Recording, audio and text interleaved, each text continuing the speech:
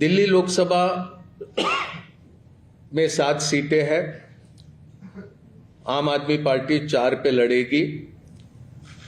वो 4 सीटें नई दिल्ली, वेस्ट दिल्ली, साउथ दिल्ली और ईस्ट दिल्ली। कांग्रेस पार्टी 3 सीटों पर दिल्ली में चुनाव लड़ेगी, चांदनी चौक, नॉर्थ ईस्ट और नॉर्थ वेस्ट। गुजरात में 26 लोकसभा सीटें हैं, 24 पर कांग्रेस लड़ेगी, 2 सीटों पर आम आदमी पार्टी के प्रत्याशी रहेंगे। भरूच लोकसभा और भावनगर लोकसभा की ये सीटें होगी।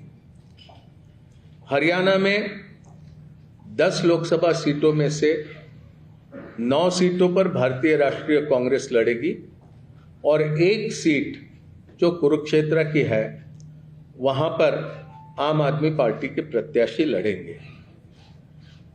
चंडीगढ़ को लेकर लंबी चर्चा हुई, लेकिन आखिरी में यह तय किया गया कि चंडीगढ़ में भारतीय राष्ट्रीय कांग्रेस के प्रत्याशी चुनाव लड़ेंगे।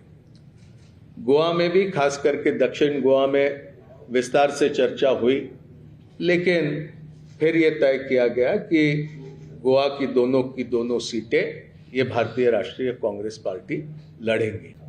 तो संक्षेप में ये सीटों को लेकर ये जानकारी आपके समक्ष रखनी थी। ये संभव है, 2 अलग अलग राजनीतिक दल हम होने की वजह से अलग अलग चुनाव चिन्हों पर हम ये चुनाव लड़ेंगे, लेकिन हमारी जिम्मेदारी रहेगी कि दिल्ली में कांग्रेस पार्टी 3 पर प्रत्याशी रखने के बाद भी 7 पर हम किस तरह से कामयाब हो सकते हैं, उस दिशा में हमारा प्रयास रहेगा और हमारे तमाम कार्यकर्ता और नेता उस दिशा में प्रयास करेंगे। और इसी तरह की स्थिति सभी राज्यों में हम दोनों दलों के बीच में ही नहीं, तो इंडिया गठबंधन में जितने भी राजनीतिक दल है वो सभी तालमेल के साथ काम करते हुए अधिक से अधिक प्रत्याशियों को कामयाब करने की दिशा में प्रयास करेंगे। देखिए, शुरू से आम आदमी पार्टी इंडिया गठबंधन का एक महत्वपूर्ण स्तंभ रहा है। हम शुरू से इंडिया गठबंधन की सफलता के लिए काम करते आए हैं और हालांकि कि कांग्रेस से बातचीत में फाइनल सीट शेयरिंग होने में कुछ समय लगा, लेकिन आम आदमी पार्टी शुरू से यह स्पष्ट करती आई है कि हम इंडिया गठबंधन का हिस्सा हैं और हम साथ में ही चुनाव लड़ेंगे।